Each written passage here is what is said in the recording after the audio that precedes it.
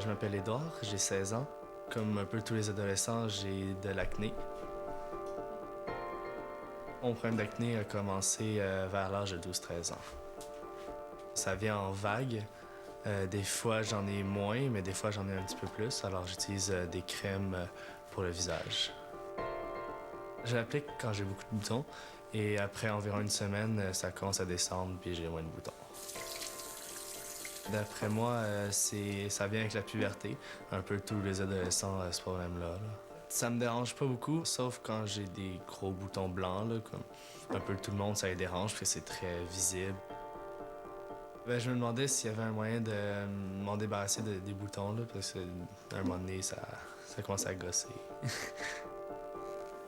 On a Édouard qui est parmi nous. Bonjour, Édouard. Bonjour. Donc, tu avais une question pour nous. Oui, j'aimerais savoir si la nourriture peut causer de l'acné. Ah, mais ça, c'est une question intéressante. On a un dermatologue avec nous, Dr Demirjian. Bonjour, Dr Demirjian. Bonjour. Peut-être répondre à cette question-là d'abord. On dit ça souvent, hein, que ce qu'on mange peut affecter. Absolument. C'est une question qui revient communément dans ma pratique. La nourriture peut avoir un certain effet, mais l'effet vraiment minime. Les 4 facteurs qui sont engendrés lors de l'acné, c'est surtout la génétique, le stress, les facteurs hormonaux, et les facteurs environnementaux, c'est-à-dire crème hydratante, des gels, la transpiration excessive, etc. Donc, toutes les crèmes là, peuvent empirer le problème.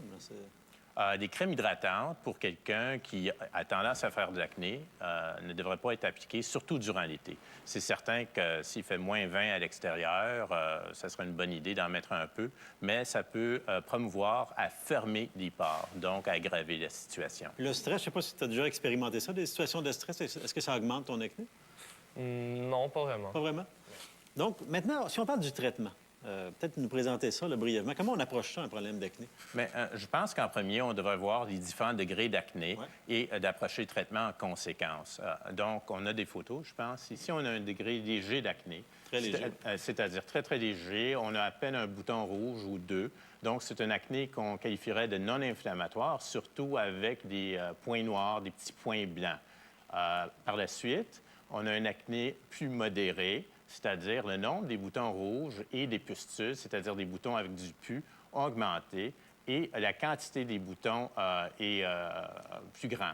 Et par la suite, on a un cas d'acné sévère, c'est-à-dire de l'acné encore davantage inflammatoire, qui pourrait être associé avec des nodules, c'est-à-dire des gros boutons et des cicatrices. Éventuellement des cicatrices. Oui. Donc, quand on parle d'acné inflammatoire, c'est les rougeurs, hein? C'est toute la réaction inflammatoire, le pus là, qui accompagne ça. Exact. Qu'on voit davantage dans un degré modéré à sévère d'acné et on peut voir très peu dans un acné léger.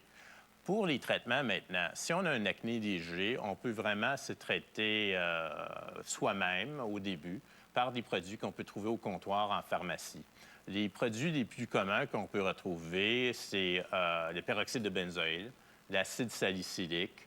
Il y a certains produits encore qui contiennent du soufre et aussi l'acide glycolique. C'est certain qu'il ne faut pas mettre tout ça en même temps, dépendant du type de peau qu'on a, pour ne pas se brûler la peau. Il faut y aller graduellement. Là. Y aller graduellement et voir quel genre de peau qu'on a. Est-ce qu'on a une peau qui est très grasse ou est-ce qu'on a une peau qui est plutôt sensible, quitte à être une peau plus sèche? Malgré qu'on a une peau sèche, on peut quand même faire de l'acné, parce que l'acné, au niveau génétique, c'est le petit bouchon qui se fait en premier et l'huile vient par la suite. Donc, ces produits-là fonctionnent quand même? Ils fonctionnent. Il faut donner du temps. C'était intéressant qu'Édouard disait qu'au bout d'une semaine, il voyait une amélioration. Mais afin qu'on puisse voir des effets plus durables, il faut s'attendre à appliquer les médicaments pendant un bon 6 à 8 semaines. Il faut être patient, vraiment. Il faut être patient. Et l'autre chose aussi, une fois que les boutons sont partis, après 6 à 8 semaines, disons, il ne faut pas arrêter. Il faut continuer. Il faut continuer parce qu'il faut comprendre qu'on ne guérit pas l'acné avec ces produits-là. On est en train de les traiter jusqu'à temps qu'Édouard atteigne l'âge où son corps ne fera plus d'acné. Maintenant, si on a un cas d'acné modéré, où on a davantage des boutons, malheureusement, ces produits ne seront plus suffisants. Okay. On pourrait quand même les utiliser, mais il faudrait les combiner à d'autres produits qui sont disponibles sous prescription. L'acide rétinoïque, par exemple, ou la trétinoïne, ça vient sous forme de crème et c'est excellent pour les gens qui ont surtout des boutons noirs, des points noirs. Et c'est quelque chose qui est très important aussi pour la prévention par la suite. des crèmes à base d'antibiotiques qu'on utilise, soit à base de clindamycine ou d'érythromycine.